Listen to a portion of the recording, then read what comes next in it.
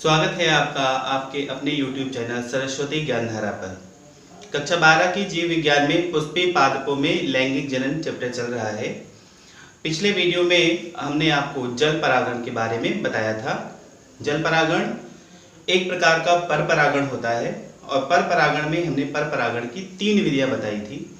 एक तो था वायु परागण, दूसरा था आपका जंतु परागण, तीसरा था आपका जल परागण। तो इस प्रकार पर परागण की तीनों विधियां हो चुकी हैं।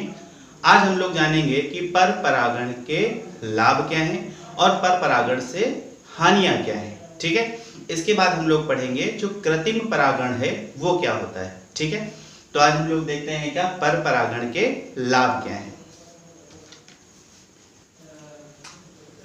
तो पर परागण के लाभ इसको हम पॉइंट वाइज देखेंगे। नंबर 1,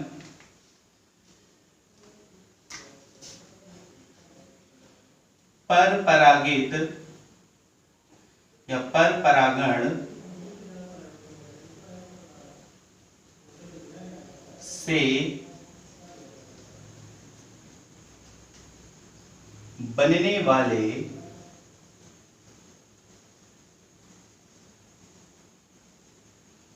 पर परागण से बनने वाले फल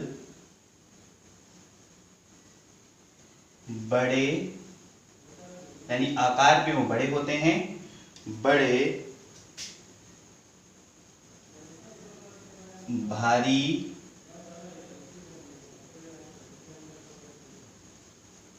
स्वस्थ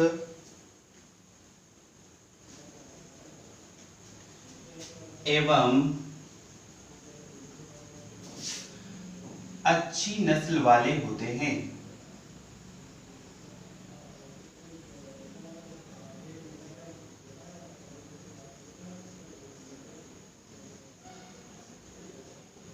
अच्छी नस्ल वाले होते हैं।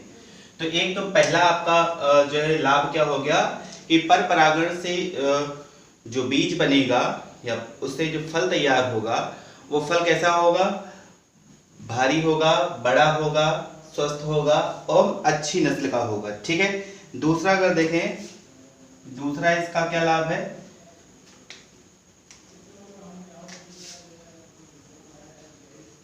पर परागण से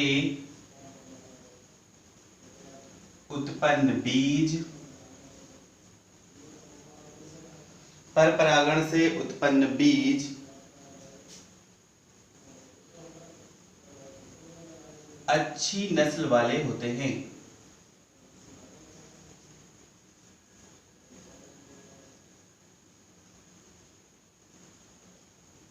यानी पर परागण से जो बीज तैयार होता है आपका, वो बीज भी कैसा होगा? अच्छी नस्ल का होगा। ठीक है, तीसरा अगर देखें, तीसरा पॉइंट अगर देखें, तीसरा लाभ और क्या है इसका लाभ?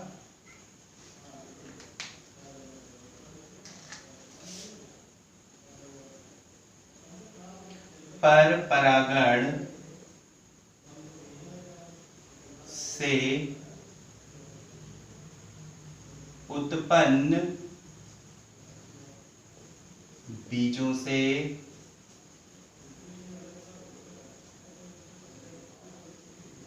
बनने वाले पौधे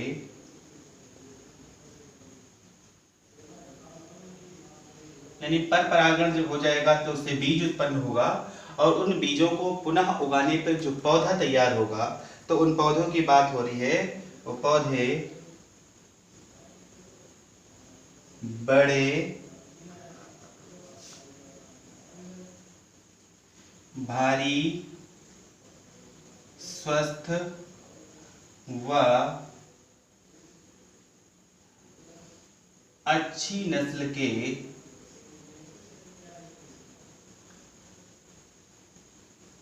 होते हैं। ठीक है, ये हो गया। इनमें एक और जोड़ देंगे क्या? इनमें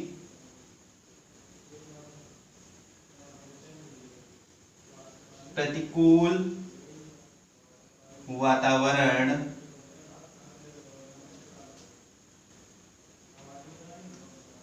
का सामना करने की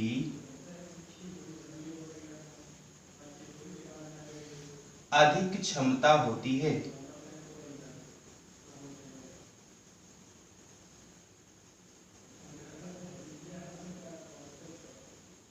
ठीक है, ये हो गया।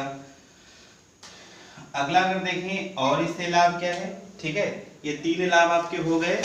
चौथे लाभ की बात करें अगर जो है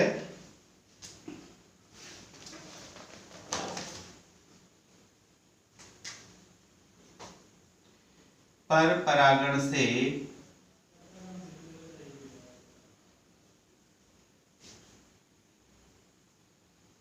रोग प्रतिरोधक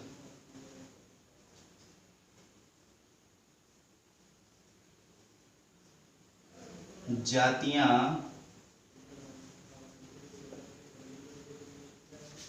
तैयार की जाती हैं।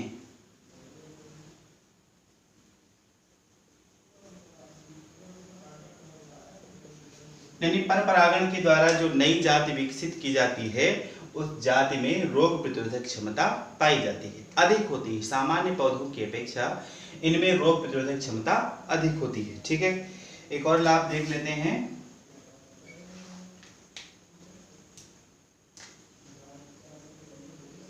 पर परागण द्वारा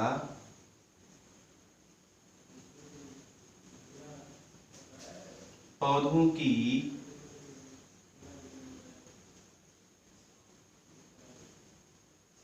नई जातियों का विकास किया जाता है।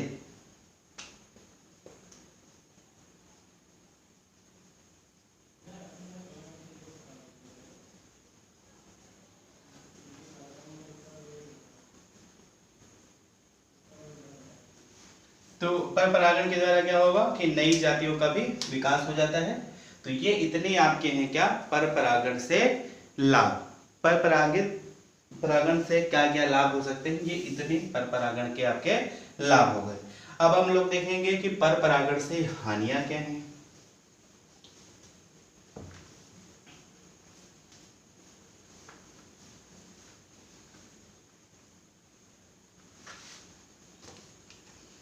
पर परागण से हानियां,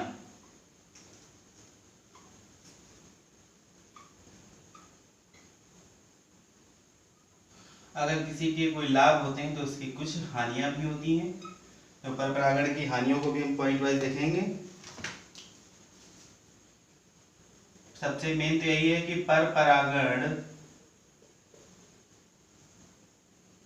के लिए पुष्पों को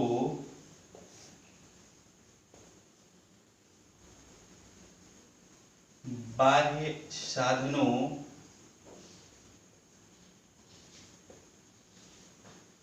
जैसे वायु, जल व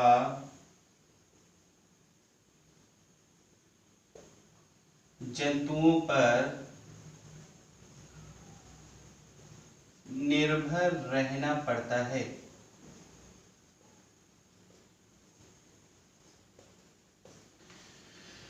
आपने देखा था कि पर परागण के लिए बाह्य साधनों की आवश्यकता पड़ती है। वो साधन क्या है, चाहे वो वायु हो, चाहे वो जंतु हो या जल हो, ठीक है, जिनके माध्यम से, इन साधनों के माध्यम से ही परागकण एक पुष्प से दूसरे पुष्प तक स्थानांतरित होते हैं, ट्रांसफर होते हैं, या कहें उनके माध्यम से वो पहुंचते हैं। अगर इसका मतलब क्या है, पर परागण इन्हीं साधनों पर निर्भर रहता है। ठीक है, तो ये भी क्या है, एक प्रकार की ये हानि है। अगर ये साधन अवेलेबल नहीं होंगे, साधन उपस्थित नहीं होंगे, तब पर परागण की क्रिया संपन्न नहीं हो पाएगी। ठीक है, तो ये एक प्रकार की क्या है, हानि है। ठीक है, निर्भर रहना पड़ता है, इसमें जोड़ा जोड़ देंगे जिससे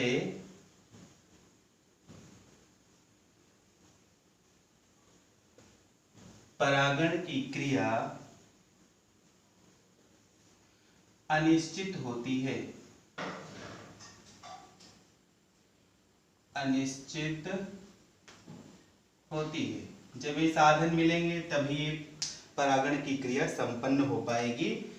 अगर ये साधन अवेलेबल नहीं होंगे तो पर परागण की क्रिया संभव नहीं होगी। ठीक है, तो पर परागण के लिए साधन की आवश्यकता होती, साधन नहीं होंगे तो पर परागण की क्रिया नहीं होगी अर्थात अनिश्चित होगी। दूसरा अगर देखते हैं तो पर परागण के लिए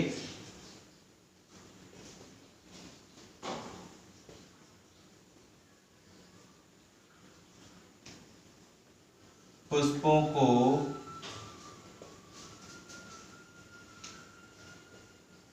दूसरे पुष्पों पर निर्भर रहना पड़ता है।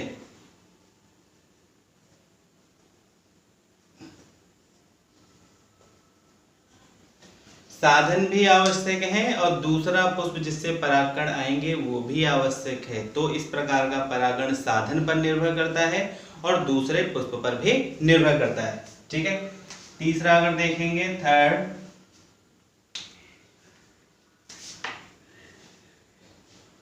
कीटों को आकर्षित करने के लिए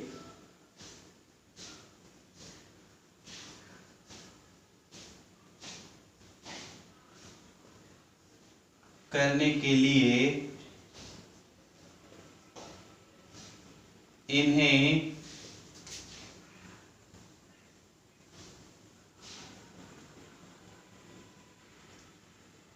चटकीले रंग, गंध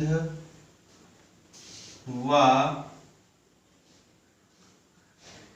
मकरंद का निर्माण करना पड़ता है।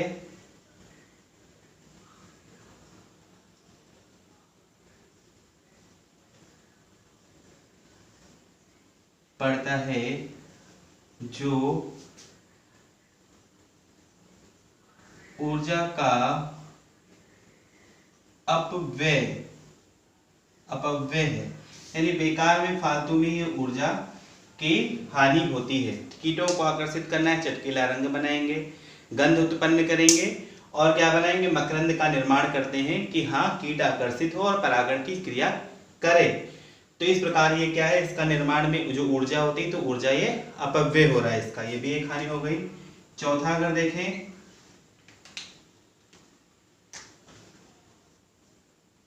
पर परागण के लिए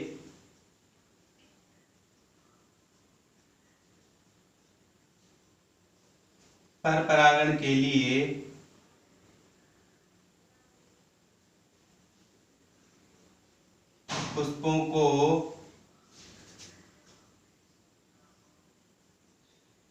संख्या में अधिक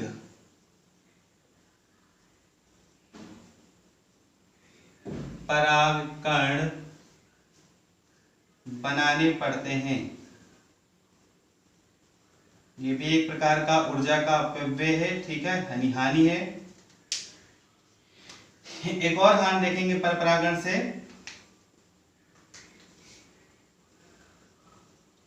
इस परागण से प्राप्त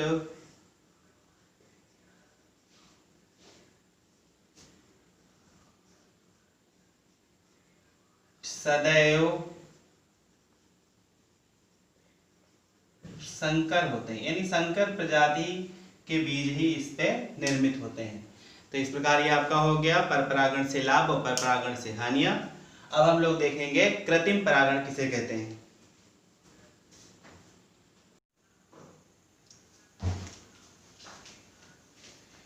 कृत्रिम परागण अंग्रेजी में इसको क्या बोल रहे हैं, आर्टिफिशियल पॉलिनेशन।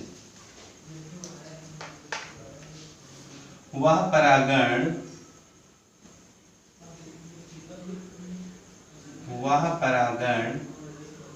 जो मनुष्य द्वारा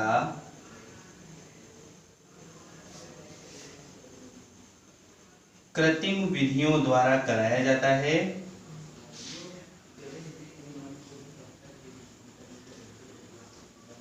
कृत्रिम विधियों द्वारा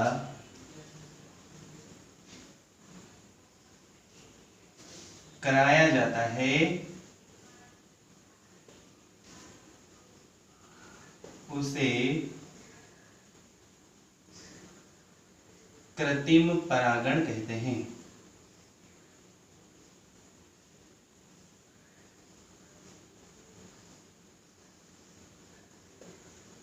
ठीक है, तो ऐसा परागण जो कृत्रिम विधियों द्वारा मनुष्य कराता है उसे क्या बोलते हैं? आपका कृत्रिम परागण कहते हैं।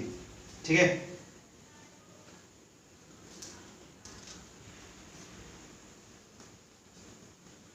इस प्रकार का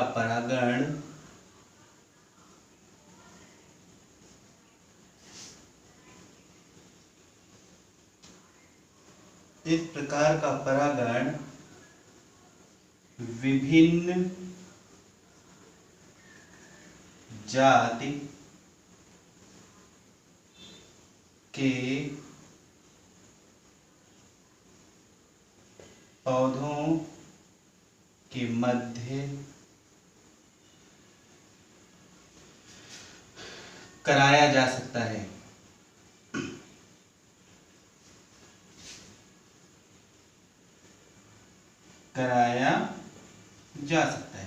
ठीक है, ये तो हो गया कृत्रिम परागण कहते किसे हैं। अब कृत्रिम परागण की विधि क्या है, कैसे कराते हैं? कृत्रिम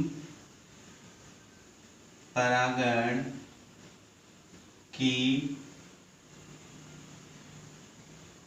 विधि।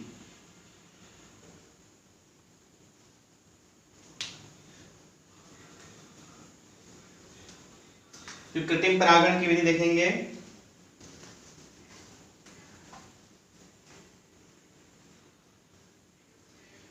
इस प्रकार के परागण में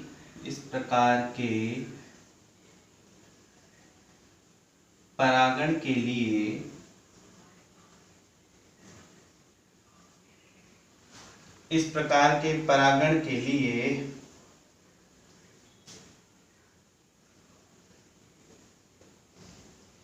पुष्पों में से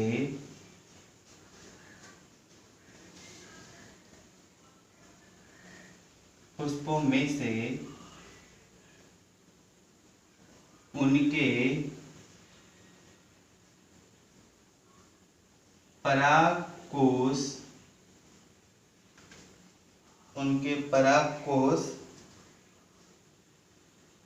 या समस्त पुंकेसर को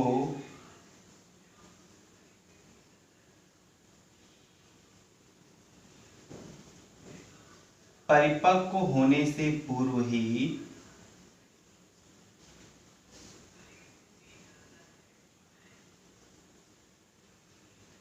काटकर निकाल दिया जाता है।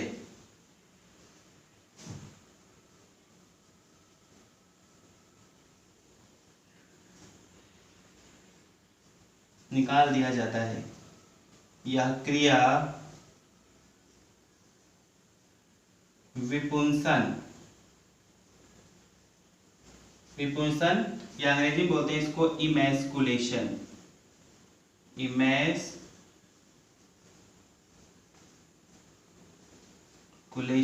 कहलाती है।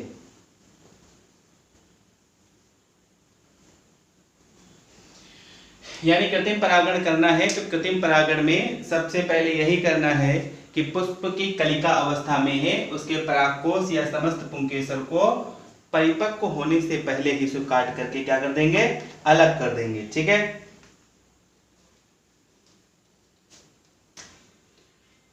इस प्रकार उस पुष्प में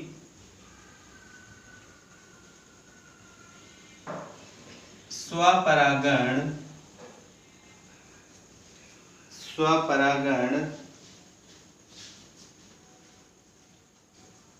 की संभावना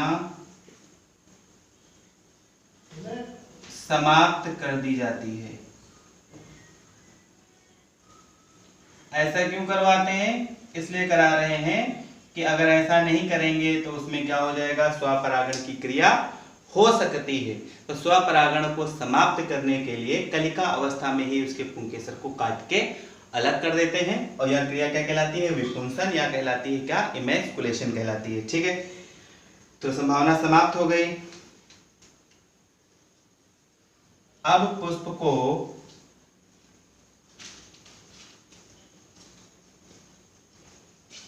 किसी पॉलीथीन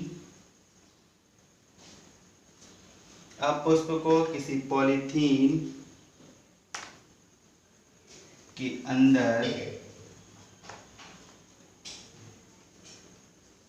बंद कर देते हैं।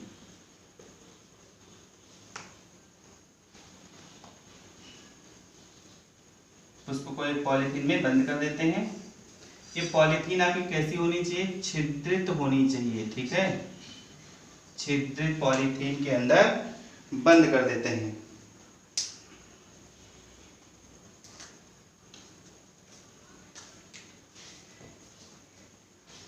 तथा फिर किसी दूसरे पुष्प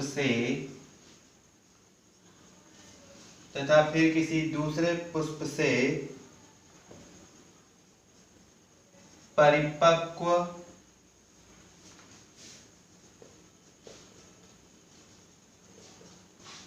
परागकणों को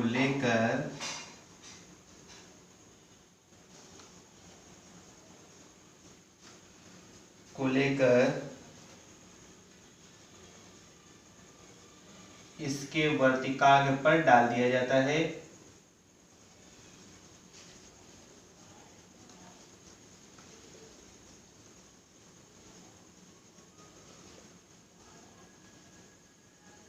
वर्तिकाग्र पर डाल दिया जाता है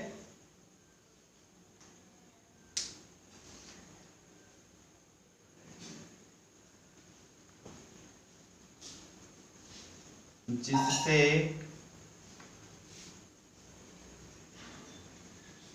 उसमें परागण की क्रिया संपन्न हो जाती है।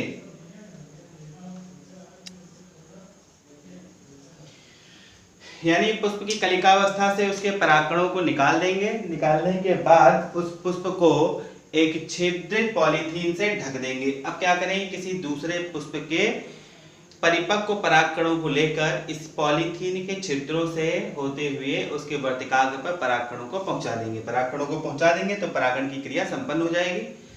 परागकण पहुंचाने के पश्चात पुनः उसको झिल्ली से अच्छे से कवर कर दिया जाता है, जिससे कोई अन्य पुष्प के परागकण उस पर ना पहुंच पाए।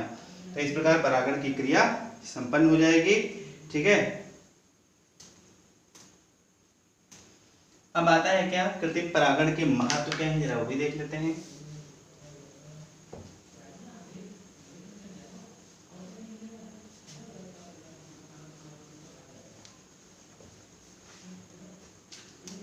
कृत्रिम परागण के महत्व, तो महत्व देख लेते हैं जरा।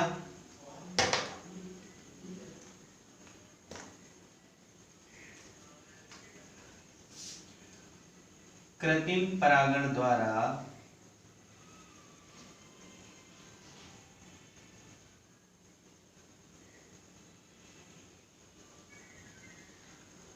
अच्छी नस्ल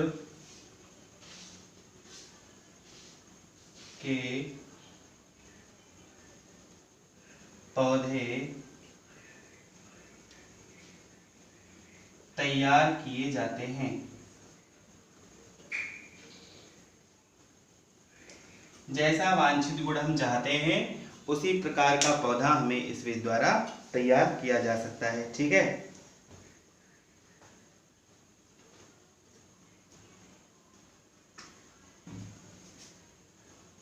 इस परागण द्वारा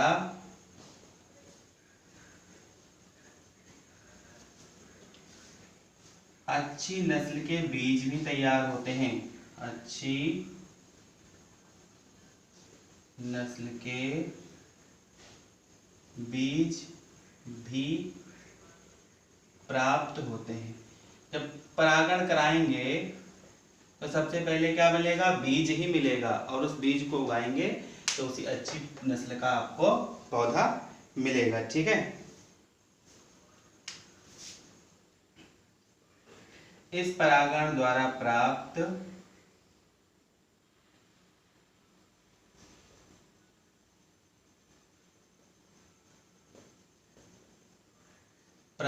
पौधे रोग प्रतिरोधक होते हैं।